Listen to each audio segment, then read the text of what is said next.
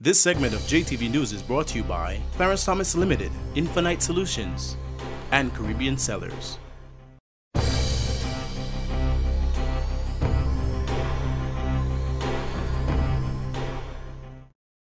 Donald Ramoutar has been declared the next president of the Cooperative Republic of Guyana as the incumbent People's Progressive Party, CIVIC, wins its fifth successive trip to the polls, according to final results from the Guyana Elections Commission.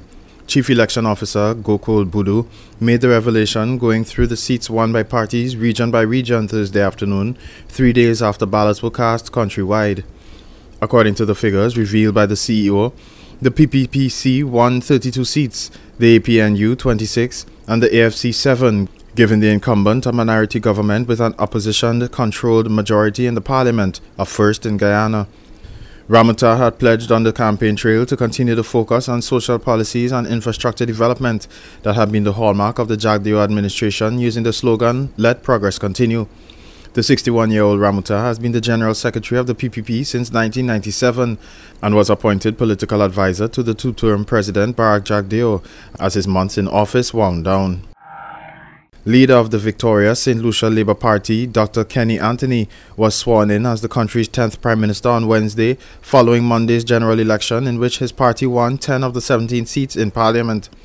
60-year-old Anthony took his oath of office at Government House before Governor-General Dame Paulette Louisy and a small circle of relatives and friends ahead of the rest of his cabinet, as the final count of Monday's voting had not yet been completed. An emotional Dr. Kenny Anthony held back the weight of tears as he took the oaths of office as the island's new Prime Minister under the watchful gaze of family, supporters and the nation.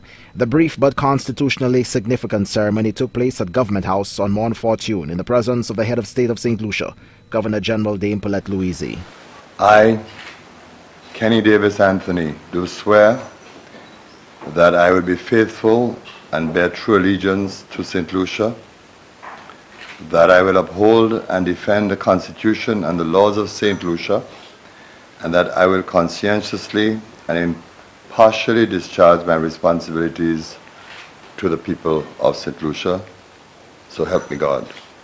Dr. Kenny Anthony began his third term as Prime Minister by striking a conciliatory tone in the wake of a very divisive and polarizing election campaign. He said the days ahead would be difficult and challenging, conceding that no single political party can manage the affairs of the country alone.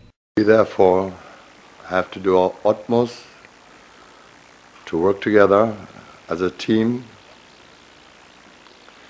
as one people.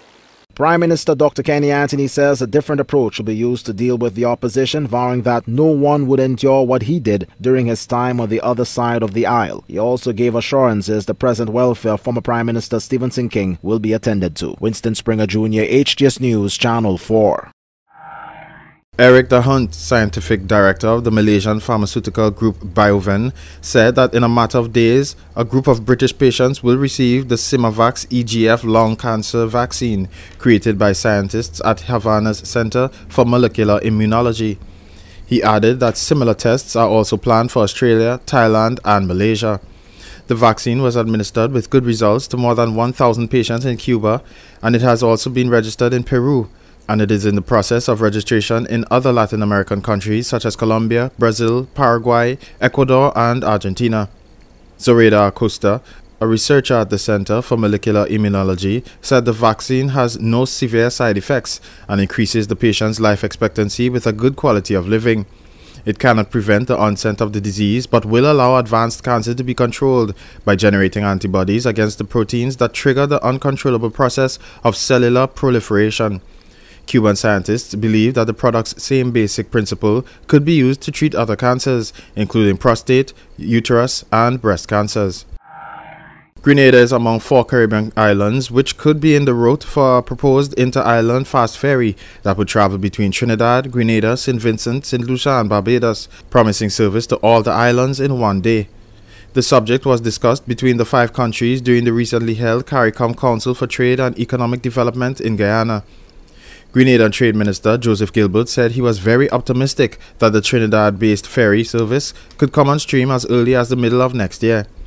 Reports from Cadiz said requests for proposals on the type and design of the ferry have already been issued by the as yet unnamed investor backing the project.